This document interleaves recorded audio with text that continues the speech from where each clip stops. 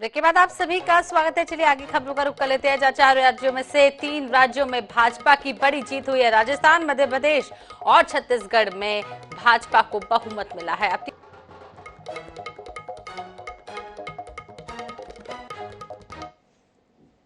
नारी शक्ति ये ठान कर निकली है कि भाजपा का परचम लहराएगी। और जब देश की नारी शक्ति किसी का सुरक्षा कवच बन जाए तो कैसी भी ताकत उसे नुकसान नहीं पहुंचा सकती। आज नारी शक्ति वंदन अधिनियम ने देश की माताओं, बहनों, बेटियों के मन में नया विश्वास जगाया है। आज देश की हर महिला में ये भरोसा जगा है कि भाजपा सरकार में उनकी सक्रिय भागीदारी को नई बुलंदी मिलने वाली है। आज हर बहन बेटी को साफ साफ लगता है कि बीजेपी ही नारी गरिमा, नारी सम्मान, नारी सुरक्षा की सबसे बड़ी गारंटी है। दूध का और पानी का भेद देश जानता है। जैसे तैसे जीतने के लिए हवाई बातें करना और लोभ लालच की घोषणाएं करना ये मतदाता पसंद नहीं करता। मतदाता को उसका जीवन बेहतर करने के लिए एक स्पष्ट रोडमैप चाहिए, एक विश्वसनीयता चाहिए, एक भरोसा चाहिए। भारत का वोटर ये जानता है कि जब भारत आगे बढ़ता है तो राज्य आगे बढ़ता है, हर परिवार का जीवन बेहतर होता है।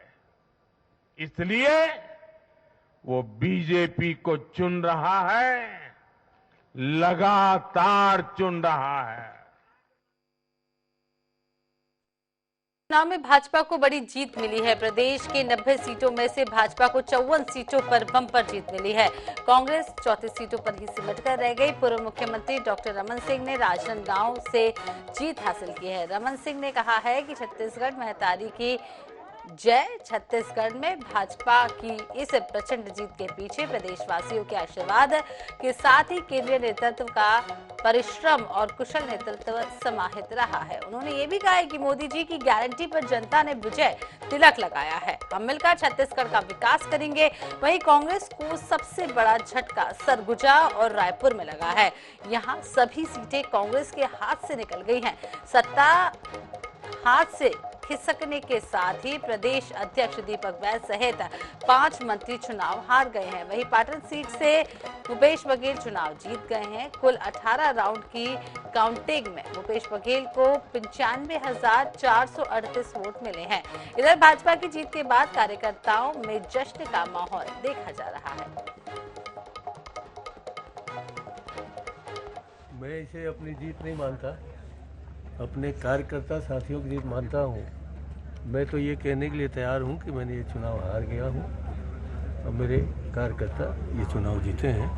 मुझे कोई खुशी इस बात की नहीं मेरे जीतने की, मगर मैं अपने सभी कार्यकर्ताओं को दिल से, ईमानदारी से और सही सही बधाई देता हूँ।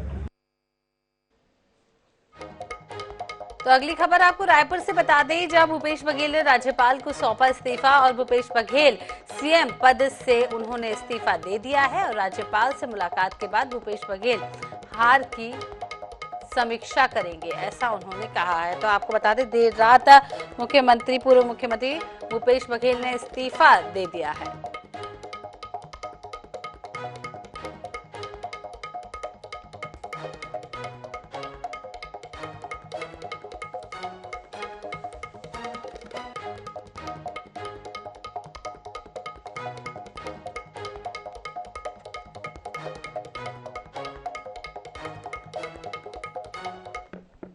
विपक्ष में है तो सकारात्मक विपक्ष की भूमिका हमारी। सर हार की बड़ी वजह क्या मानते हैं सर?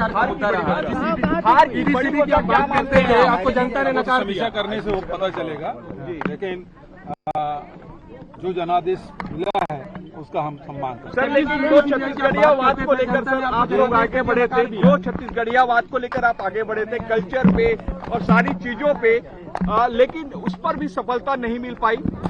देखिए अब वो तो समीक्षा करने से पता चलेगा, लेकिन अभी जनादेश भारतीय जनता पार्टी को मिला है और मैं उनको बधाई देता हूँ।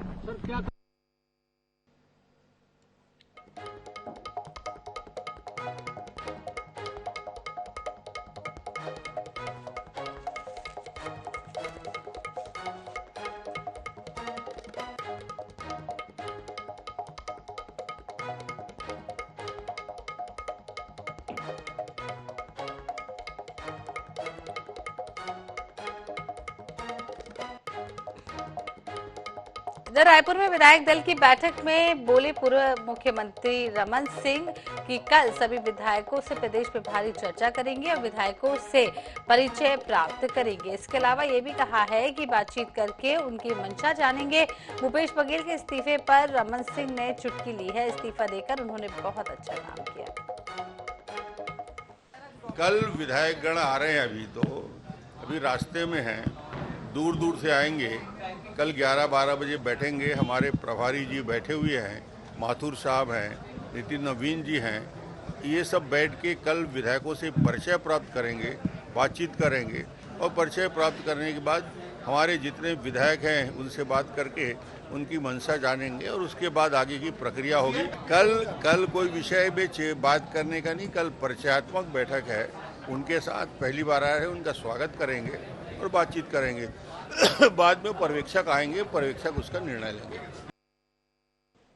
कल इधर रायगढ़ विधानसभा से भाजपा प्रत्याशी ओपी चौधरी ने 64,443 वोटों से ऐतिहासिक जीत हासिल की है।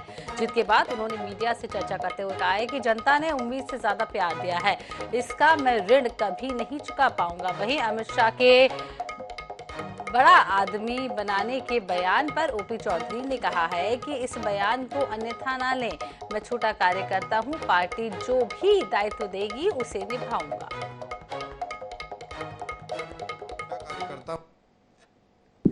देखिए आप सब लोग उसका कोई ज़्यादा अर्थ ना निकालें। मैं बहुत छोटा कार्यकर्ता हूं, इतना बड़ा सवाल मुझसे ना करें। इसका कोई अर्थ निकालने की आवश्यकता नहीं है। जो भी दायित्व रहेगा उसको ईमानदारी से निर्वहन करेंगे। अभी फिलहाल मैं जूनियर कार्यकर्ता हूं। इधर रायगढ़ की लैलूंगा विधानसभा से कांग्रेस प्रत्याशी विद्यावती सिदार ने भाजपा प्रत्याशी सुनीति सत्यानंद राठिया को 4,176 वोटों से हरा दिया है। विद्यावती सिदार ने क्षेत्र के सभी जनता और कार्यकर्ताओं का आभार व्यक्त करते हुए कहा है कि महिला प्रत्याशी होने के नाते मुझे लैलूंगा से टिकट मिला और उसमें मैं खरी उतरी हूं। जिन्होंने मुझे सहयोग किया है उन सभी का धन्यवाद। क्या कहेंगे ऐतिहासिक नतीजे? लैलूंगा विधानसभा की सभी जनता को, कार्यकर्ताओं को मैं पहले धन्यवाद देना चाहती हूँ। मेरे साथ में टिकट के दौरान में संघर्ष किए, मेहनत किए, उनको भी मैं बहुत बहुत धन्यवाद देती हूँ।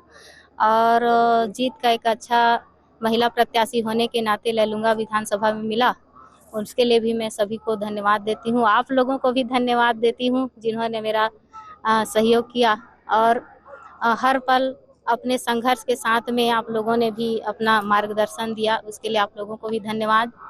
परिस्थितियां विपरीत थी, चेहरा बहुत बड़ा था आपके खिलाफ। परिस्थितियां विपरीत थी, लेकिन जनता का आशीर्वाद मेरे को मिला है, कार्यकर्ता का आशीर्वाद मिला है और उनके आशीर्वाद में मैं खरे उतरना चाहूंगी। विपक्ष की विधायक रहेंगी और समस्याएं उस क्षेत्र में बहुत है, किस तरह से सामना करेंगे, किस तरह से रणनीति बना के आगे काम करेंगे? विपक्ष का विधायक हूँ, कोई बात नहीं, विधायक हूँ, लेकिन मैं अपने विधानसभा में पूरा मेहनत करूंगी, काम करूंगी। मैं जनता के लिए आई हूं और जनता का खूब काम करूंगी। क्या कुछ सोचा है आपने? जीत कर आएंगी तो पहला बड़ा काम क्या करेंगी? क्योंकि आपने पहले कहा था कि जीत के आने के बाद मैं वादा नहीं करूंगी, मैं काम करूंगी। तो अभी बताइए कि पहला बड़ा काम क्या करेंगी? मेरा काम लैलूंगा विधानसभा में हमारे क्षेत्र में बहुत सारी कंपनियां हैं। मैं लोगों को वहाँ रोजगार का एक पहला मेरा काम रहेगा रोजगार दिलाना और रोड की जो व्यवस्था है लेलुंगा विधानसभा में अभी दौरान के मैं जनसंपर्क की उसमें मैं देखी हूँ कि रोड की बहुत ही कमी है, तो मेरा दूसरा यही प्राथमिकता रहेगा। Thank you.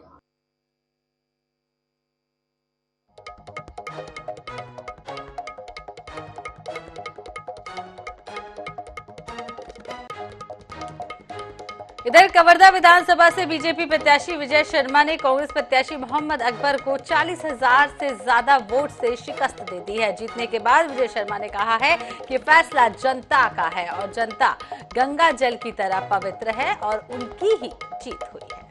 छत्तीसगढ़ की सबसे ज्यादा हाई प्रोफाइल सीट मानी जाने वाली कवर्धा विधानसभा से, जिस पर प्रदेश ही नहीं बल्कि पूरे देश भर की निगाहें टिकी हुई थी, उस विधानसभा में आखिरकार कवर्धा विधानसभा के बीजेपी प्रत्याशी विजय शर्मा ने कांग्रेस प्रत्याशी मोहम्मद अकबर को तकरीबन 40,000 वोटों से शिकस्त दी है। आइए हम उनसे बातचीत करते हैं और जानने की कोशिश करते हैं किस तरह की चुनौती रही है और क्या कुछ कहना चाहेंगे जीतने के बाद। करप्ट प्रैक्टिसेस के साथ चुनाव हुआ है। पिछला चुनाव में आपके प्रेस कॉन्फ्रेंस में मैंने कहा भी था, इसमें डीएफओ पैसा बांट रहे हैं, एसडीओ भी पैसा बांट रहे हैं, वन विभाग के कर्मचारी पैसा बांट रहे हैं, बहुत सारे पुलिस के लोग भी मिले हुए थे। वो माने पूरा सरकारी अमला मिलकर चुनाव लड़ रहा था। ऐसे तो और अकूत संपदा के मालिक चुनाव लड़ रहे थे, उनके पास पैसे की कोई मोल ही नहीं है भैया। वो 50-60 करोड़ रुपए जाने कितना खर्चा कर डाले हैं इसमें। ऐसा तो चुनाव कवर्धा में हो रहा था, तो मन में एक बात आती थी कि जनता क्या करेगी, क्या निर्णय होगा जनता का। लेकिन भैया जनता गंगा जल की तरह पवित्र है।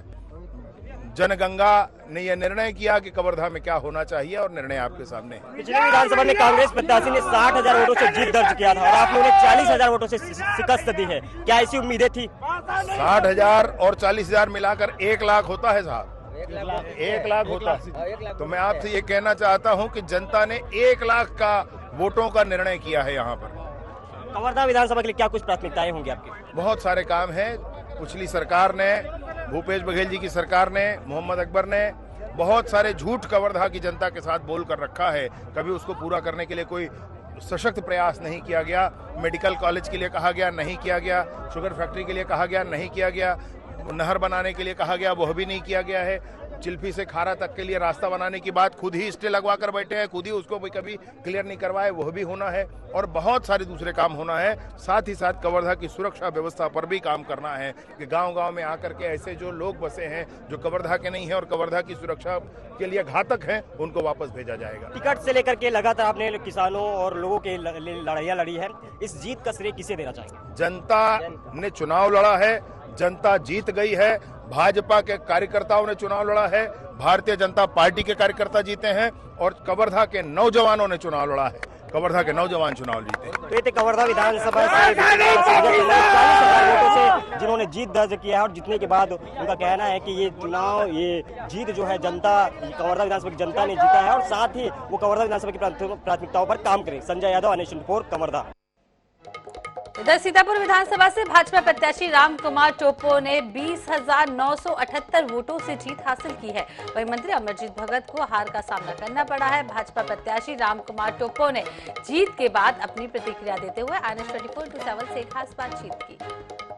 सरगुजा संभाग में एक बार फिर से भाजपा ने 14 के 14 विधानसभा सीटों पर अपनी जीत दर्ज की है। खास बात रही कि सरगुजा संभाग से जो कांग्रेस के दिग्गज नेता आते हैं उन्हें भी पटकनी खानी पड़ी और उसमें से सबसे प्रमुख बात ये रही कि सीतापुर विधानसभा, जहां से आज तक बीजेपी ने कभी जीत दर्ज नहीं की थी, उस सीट पर कुछ दिन पूर्व सेना की नौकरी छोड़कर सीतापुर में आए और बीजेपी ज्वाइन की और चुनाव लड़े और खाद्य मंत्री अमरजीत भगत को मैदान में पटकनी दी है।